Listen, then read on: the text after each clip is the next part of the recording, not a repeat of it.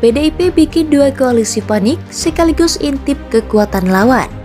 Itu kalau saya di PBB, kalau saya di tengah PKB, saya merasa nyaman juga. Gus, jangan kemana-mana Gus.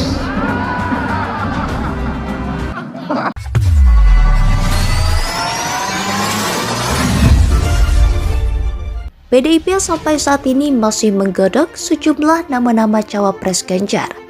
Dari 10 nama yang dikabarkan menjadi kandidat, sekarang tersisa 5 nama.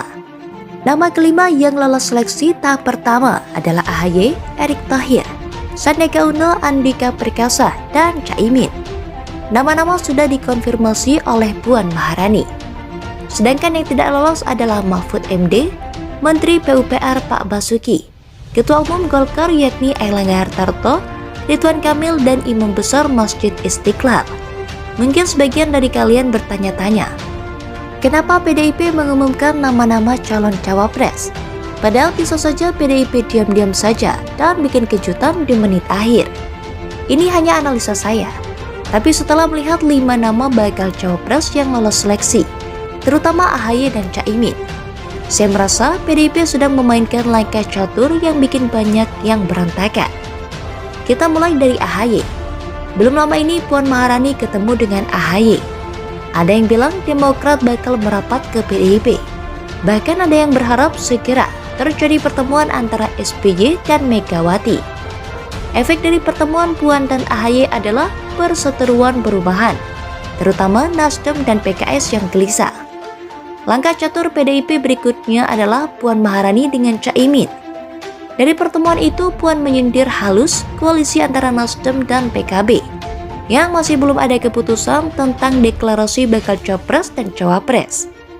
Padahal penyelesaian ini sudah berusia 11 bulan, ditandai dengan piagam kerjasama antara keduanya. Dari situ Puan mengatakan, PDIP berharap bisa berkoalisi dengan PKB. Caimin juga memberikan sinyal mengenai peluang persaingan dengan PDIP.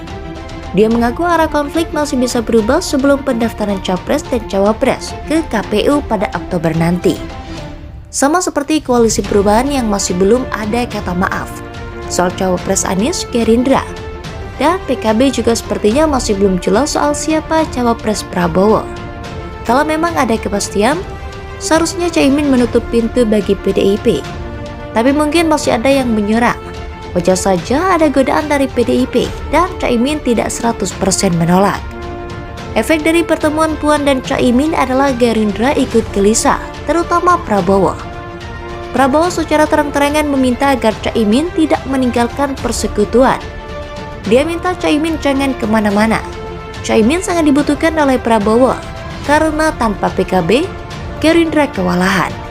Ada masa besar di belakang sosok Caimin dan Prabowo tidak mau kehilangan peluang tersebut. Setelah pertemuan dengan Caimin, Puan bertemu dengan Airlangga Hartarto. Alhasil Golkar dirumorkan akan bergabung dengan PDIP. Tapi saya rasa ini bakal sulit, karena nama Airlangga dicoret dari kandidat cawapres Ganjar.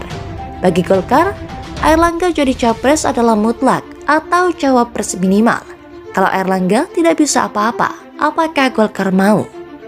Yang jadi fokus adalah PKB dan Demokrat, karena Caimin dan AHY lolos seleksi tahap pertama dari PDIP.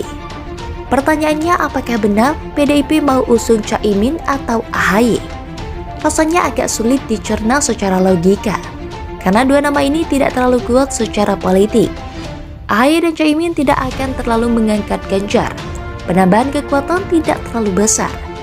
Alasannya adalah kalau memang AHY dan Caimin sangat kuat secara politik, harusnya koalisi perubahan dari dulu sudah memilih AHY jadi cawapres Anies dan Prabowo dari awal sudah memutuskan Caimin jadi cawapresnya.